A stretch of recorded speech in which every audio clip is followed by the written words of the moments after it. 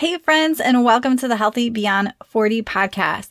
Today, I'm going to be talking about the holidays and I'm going to be giving some tips about mindset. And then at the end, I'm going to give you guys 5 very doable tips that you can enjoy this holiday season without the guilt or stress or that mindset where I'm just going to start over on Monday. So I'm going to give you guys some small doable shifts that you can pick from that you want to incorporate, because do not put getting off healthy. Start now. Hi friends, and welcome to the Healthy Beyond 40 show. I'm Michele, mama of 4 and military wife, and I'm passionate about helping women get healthy from the inside out so they can feel better and live their best life. Do you feel like you're struggling to lose weight and get in shape? If you're ready to develop healthier habits, exercise consistently, and lose weight sustainably, then you're in the right place. I combine my expertise from my doctorate in physical therapy to my experience as a health coach, personal trainer, and yoga teacher to bring you actionable steps for a healthy lifestyle. No magic pill here, so lace up those shoes and get moving. All right, so first, before I dive into the tips, I really want to talk about mindset, because mindset is just really huge when it comes to doing something different. We have these pathways in our brain set up for what we already do. So to do something different can take a lot of work, and it starts by becoming aware of our thoughts. So I want you guys to keep in mind that the thoughts that we have create our emotions, right? So if I'm feeling like, I already messed up, I'm feeling that I'm not good enough, that I can't do this, then I'm going to keep doing those things that I don't want to do. When I have a long day and I've been stressed and I'm feeling overwhelmed, I'm having thoughts that continue to create those feelings in me. And then it causes us to act a certain way. So I want you guys to become aware of your thoughts, because those thoughts are going to create your emotions. And some thoughts can be really rigid, but we can start to change our thoughts. We can start to see something else that is more true than what we're currently believing. And I love to do this with my clients. And I have this mindset work in my course, the self-coaching system. And it's really great for health stuff, for life stuff, for parenting. I always come back to when I'm feeling stuck or when I'm feeling frustrated or angry, I start to look at my thoughts to see, what am I thinking? Are those 100% true? What else could be true here? So I can get out of that rut that I'm in. And as we're sort of talking about mindset, the other thing I want to talk about is just managing our stress. As the holidays can become more busy, we can just feel more overwhelmed, more stress, family, food, parties, all these different things to go to. And we need a way to help regulate our nervous system. So one part of that is the thoughts. Like, what are you thinking about how busy you are? Because that thought right there can create more stress and more overwhelm. But also having tools like doing deep breathing is one of my favorite. Inhaling through the nose, allowing that belly to expand, and then slowly exhaling is a great way to instantly start to calm the nervous system. And you can do that anywhere.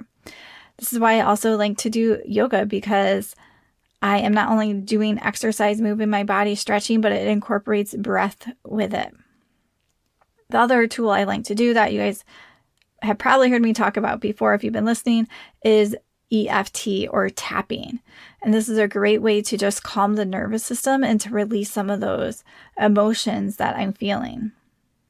So it allows me to be present instead of just being reactive and feeling off. But we have to take the time to do this little bit of mindset work or tapping or those different ways we want to regulate our nervous system. And I just want to pause real quick to tell you guys, if the holidays are zapping your energy, one of the things I like to do, I do it all year round, is have Organifi's green juice, because it's a super simple thing to do. It really doesn't add anything extra I have to do. I have this with my breakfast, and it has a clinical dose of ashwagandha, which is a stress adaptogen herb. So it really helps your body and the stress response. And it's a really nice caffeine-free way to just have more energy and to really support your body. I also really love their gold. I like the pumpkin spice flavor if they have it. They also have chocolate, and this is a good evening drink. It's a warm drink you have, and so it can be a great way to get some of the wonderful herbs that they have in it, like lemon balm and turmeric, and have a little sweet calming drink at night without the sugar loaded in it. So check the description down below and use the code HEALTHY20 to save 20% off. And you guys can use that code anytime you order. All right, so we sort of talked about mindset, our thoughts. We talked about emotions. So we have to have this strong base around our mindset, our emotions, our nervous system. That is the base before we can do anything else. And a lot of people want to skip over that. But we have to have that foundation of a regulated nervous system and a regulated mind. And it doesn't have to be perfect. So even if you're using these tools, you still might get stressed. You might get frustrated. You might have thoughts that are spiraling. But you have those tools to be able to pause and to come back to a more regulated space. The other thing I want you guys to keep in mind is really the long-term vision, right? When we're in the moment or we're at a party or we're faced with a pie or cookies in front of our face, we're not thinking long-term. So I want you guys to start to think long-term. How do I want to feel after Thanksgiving? How do I want to feel after Christmas? How do I want to feel going into the new year? Picture what that person looks like in your mind. If you have been successful these next couple months, what would she look like? What would she feel? Is she bloated and tired, or is she strong and she at peace with food? Is she keeping a long-term vision and choosing progress over perfection? So we have to be intentional. We have to take time to just sort of think about this, because the habits and the things that we're doing right now is where we are. But if you have a goal to get somewhere else, then you have to start doing those habits and thinking like that person who's already there, right? But you're not. So we have to imagine it. If there's a person who maybe is in better shape in a couple months, so that person has been working out, what does that person do? Is that person working out every morning? Is that person working out 5 times a week? Is that person making sure they're going for a walk at lunchtime every day? We have to think specifically, what is that person doing to get there? We have to think, what are they not doing to get there? What do we need to let go of? And I encourage you that if you need some help with structure and a really affordable way to have quick workouts, mindset tools, nutrition course, check out my Healthy for Life membership right now.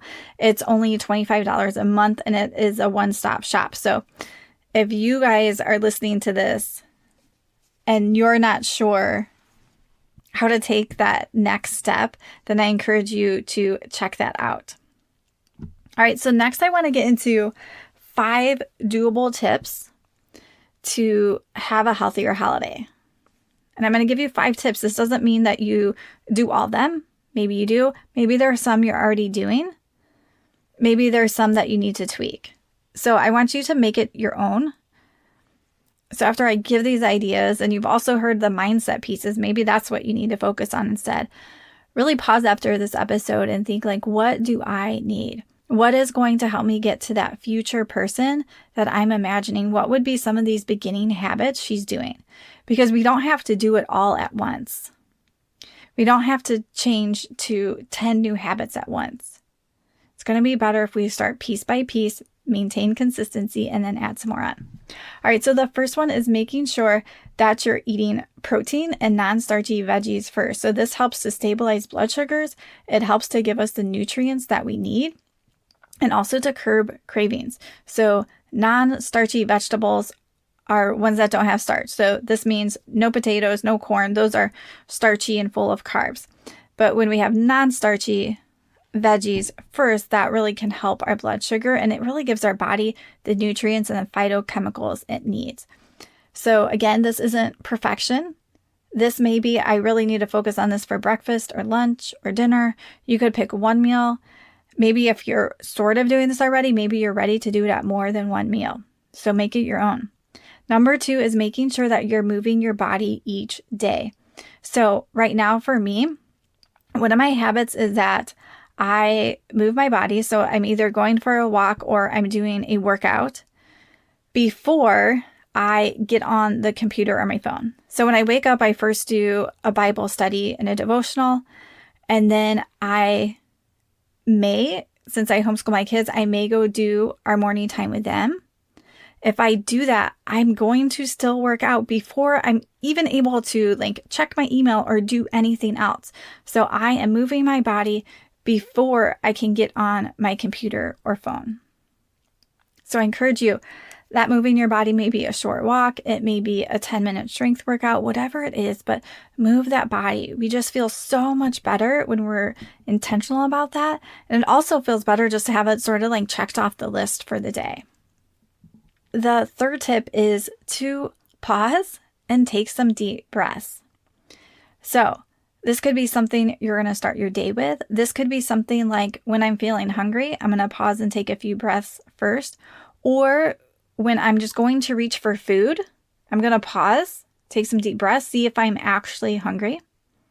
When I'm feeling stressed or overwhelmed, I'm going to pause and take a few breaths.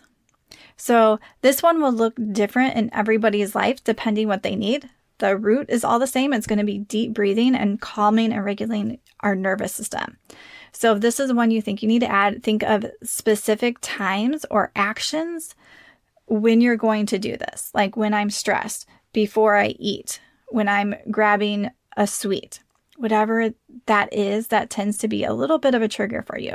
You can pause and take some deep breaths. And like I said earlier, we want that belly breath. So a lot of us tend to be chest breathers where we're just breathing through our chest. So we really want to learn to take that breath in. And at the very, when you've almost inhaled everything, that's when we should start to see the belly expand a little bit. And then when we blow out as slow as we can, I like to purse my lips. Then the belly goes in and then all the air comes out. So we want that movement in the belly, and that really takes some practice. So if you can't do that yet, don't worry about it.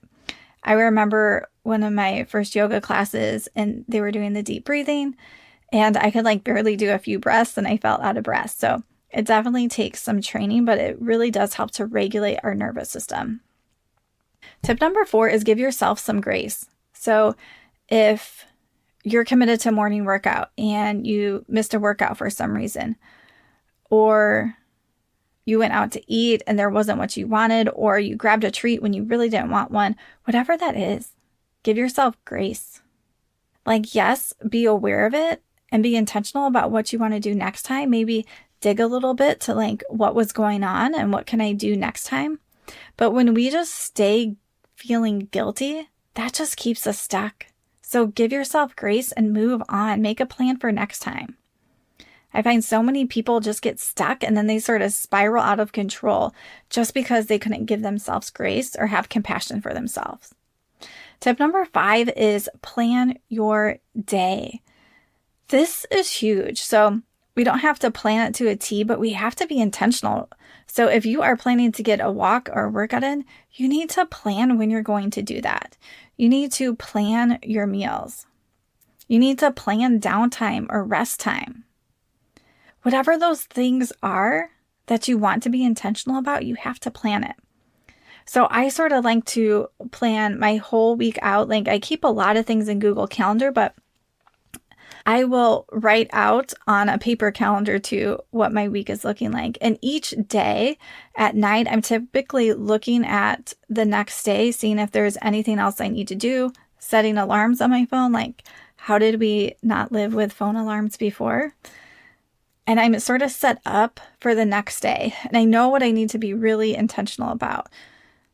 Because each day, my day is a little bit different. But I have to be really intentional to get those things that are most important done. And also have that time to have downtime or to go do something with a friend or to have a break.